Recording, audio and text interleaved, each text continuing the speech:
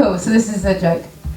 Okay, a man walks into a bar, orders a pint and a glass of dry white and pays with an American Express. And my friend surveys his seamless suit and shirted arm around his wife and says with stinging bitterness, "Oh, I'd love to have an easy life."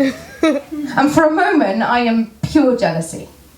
See, I haven't had a penny to my name since I changed it for the stage. And pride aside, I might as well confess that when I say friend, I mean colleague. And yes, we work behind said bar, and no, we don't get living wage. And so for the briefest of blinks, it's tempting to think that easy would be perfect. But I shake that thought off quicker than I do a cocktail. See, I don't want easy.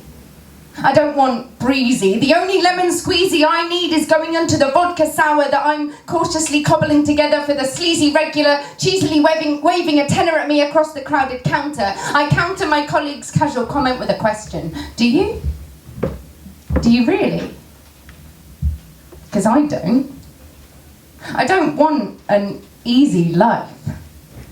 I want the kind of life that by the end of it, I'm tired.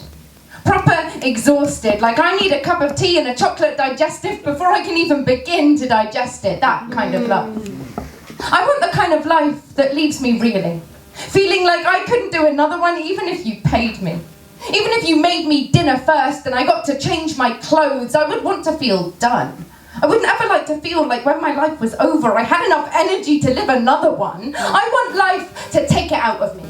To lead me off the beaten track, to smack the living daylights out of me. I don't want the kind of life that cuts me any kind of slack. I want the kind of life that doesn't text me back. That tells me I'm not relationship material. That tells me my CV needs work. That tells me my lipstick clashes with my dress. That tells me to fuck off.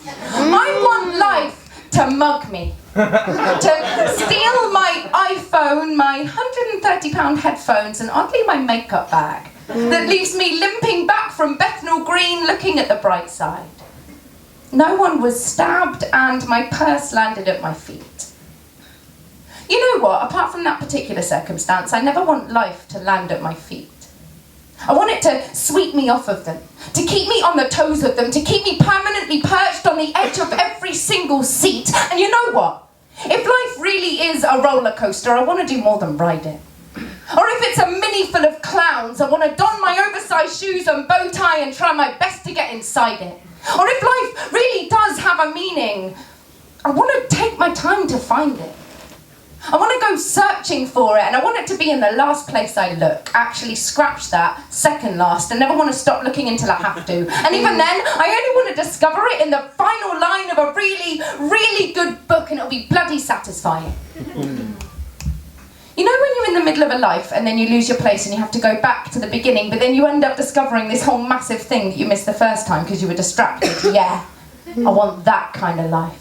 You know, sometimes you think you've saved your life, but then you log back in and it's all been deleted and you didn't do a backup. Actually, I want the kind of life where saving isn't an option, where you can't control Alt-Delete when you break, when you have to fix it the old-fashioned way with a stiff drink, a quiet cry and a bath. Yeah. I want life to lead me up the garden path, and I want the path to be long and winding and badly paved, and I want to get to the end of it eventually, to the shed with the spider's webs, and I want to sit inside with a torch and a stack of faded photos and sift through them until I find one I want to look at. And even then there's no name to the face I find, and so I stick it up on the wall and spend the rest of my life trying to match it with strangers, until eventually I settle for someone with similar features but a kind heart. I want a life that starts in the middle and muddles me up. I want it to be a song I can't remember the words to, or a riddle that I can't for the life of me work out, but on which I won't, and I repeat, won't give up. Or a bad joke that starts well and falls flat. And I want to pick my life back up off the carpet and retell it in front of an audience, into a microphone, and I want it to be one of those long and convoluted jokes that has twists and turns and pointless sub-narratives.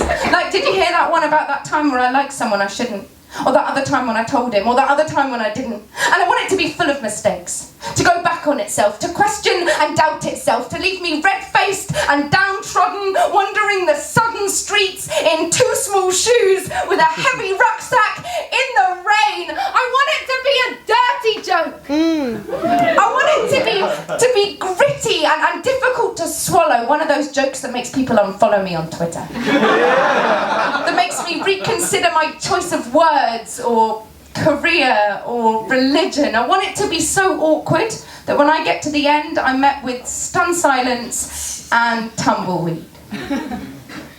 But I need to stress that with all that said, I want a life with no punchline.